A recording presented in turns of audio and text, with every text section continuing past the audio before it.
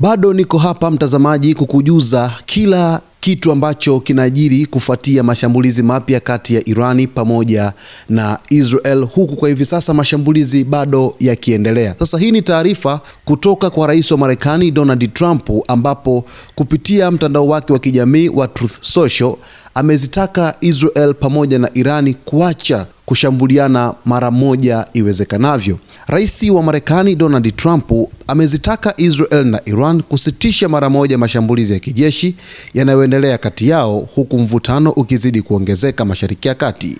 Kupitia ujumbe aliochapisha kwenye mtandao wake wa Truth Social, Trump alisema, na nukuu, Israel na Iran lazima waache mara moja kupigana risasi, mwisho wa nukuu.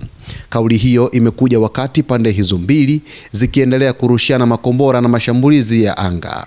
Sasa hii ni taarifa ambayo inatoka kwa Rais wa Marekani Donald Trump, ambapo amezitaka Israel pamoja na Irani waache kushambuliana mara moja, kwa sababu kinachoendelea hivi sasa ni majibizano ya makombora kati ya upande wa Israel na upande wa Irani. Yaani upande mmoja ukishambulia na upande mwingine unarudisha mashambulizi. Hadi hivi sasa vyombo mbalimbali vya habari vilivyopo Mashariki ya Kati na maeneo mengine pamoja na waandishi wa habari ambao wapo maeneo yote Mashariki ya Kati wanaripoti kusikika kwa milipuko ambayo imekuwa ikitokana na mashambulizi ya makombora kutoka kwa pande zote. Sasa muda mfupi uliopita Irani walitoa taarifa kupitia kwa msemaji wa Wizara ya Mambo ya Nje ya Iran ambaye ni Esmail Bagei. Ameishitumu Marekani moja kwa moja kwa kuunga mkono mashambulizi ya Israel dhidi ya Irani. Sasa ndio taarifa hii ya Rais wa Marekani Donald Trump ikatoka kwamba waache kushambuliana mara moja,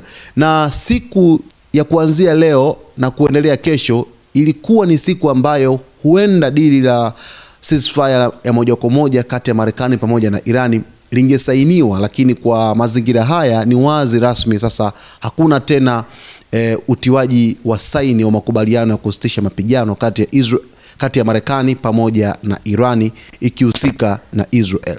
Niko hapa kukujuza yote ambayo yanayojiri katika anga za kimataifa. Ni kusihi kama bado hujaweza kusubscribe channel yetu, ni kuombe uweze kusubscribe, lakini kulike, kucomment pamoja na kushare. Nitakujuza kila ambacho kinajiri katika mzozo huu mpya kati ya Irani pamoja na Israel.